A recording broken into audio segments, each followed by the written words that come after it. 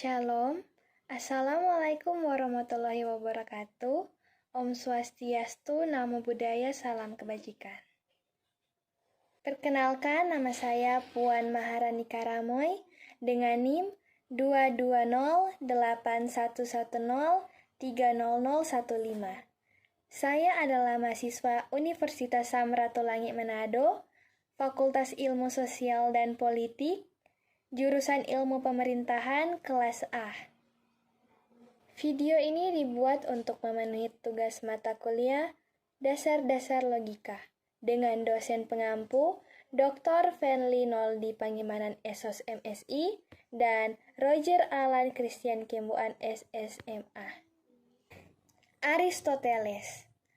Aristoteles adalah seorang filsuf Yunani yang menjadi guru dari Alexander Agung.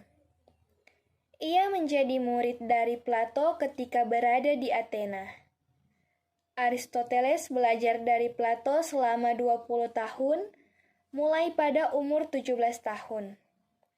Semasa hidupnya, ia menulis tentang filsafat dan ilmu lainnya yaitu fisika, politik, etika, biologi, dan psikologi.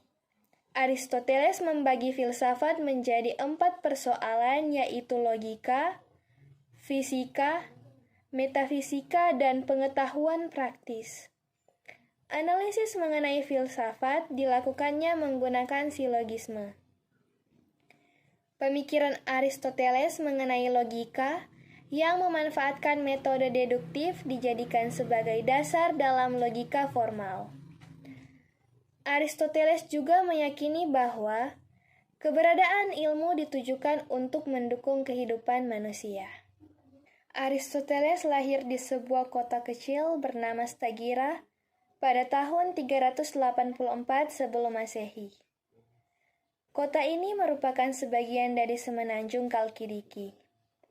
Pengasuhan Aristoteles dilakukan oleh keluarganya di Aterneus, Anatolia.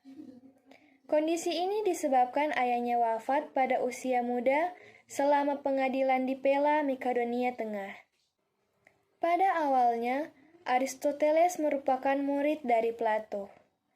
Namun ia kemudian menolak beberapa pemikiran Plato dan memulai pemikiran filsafatnya sendiri. Aristoteles mendirikan sebuah pusat pendidikan dan penelitian.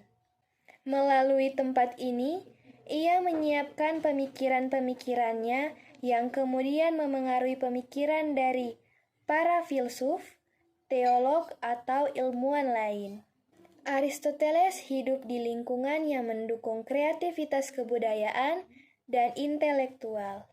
Pada masa hidupnya, negara-negara kota di Yunani mengalami perpecahan akibat kekalahan Athena dari Sparta dalam Perang Peloponnesian pada tahun 404 sebelum Masehi. Konflik berkepanjangan antara negara-negara kota di Yunani berakhir setelah Filipus II dari Makedonia menaklukkan negara-negara tersebut dan mendirikan Kekaisaran Makedonia. Aristoteles hidup dalam pemerintahan putra dari Filipus II dari Makedonia, Alexander Agung. Pada masa ini, ia menjadi murid dari Plato yang banyak menulis dialog. Aristoteles mengembangkan sistem filsafatnya sendiri pada masa tersebut. Pemikiran filsafat, abstraksi. Aristoteles meyakini bahwa abstraksi menjadi pembentuk kategori yang dapat diterapkan ke objek pemikiran. Aristoteles menganggap bahwa pemikiran manusia melebihi 3 jenis abstraksi yang membentuk filsafat yaitu fisika, matematika, dan metafisika. Manusia melampaui fisika ketika ia mulai berpikir saat sedang melakukan pengamatan. Selama berpikir, akal manusia melepaskan diri dari pengamatan yang menggunakan indera untuk merasakan segala yang dapat dirasakan keberadaannya. Pengetahuan yang bersifat umum kemudian diketahui dari hal yang partikular dan nyata. Pengetahuan fisika kemudian terbentuk melalui pengetahuan abstrak dan akal manusia. Selanjutnya, abstraksi matematika membuat manusia mampu mengerti mengenai materi yang tidak terlihat. Akal melepaskan diri dari segala sesuatu yang dapat dipahami. Semua ciri material dari abstraksi ini kemudian menghasilkan ilmu pengetahuan. Sementara abstraksi metafisika muncul setelah manusia melakukan abstraksi fisika. Dalam abstraksi ketiga, manusia telah mampu berpikir tentang kenyataan dari segala materi beserta dengan asal-usul dan tujuan pembentukannya. Aristoteles menganggap abstraksi ini sebagai filsafat pertama. Aristoteles menggunakan istilah filsafat pertama dibandingkan metafisika karena menurutnya semua filsafat berasal dari abstraksi ini.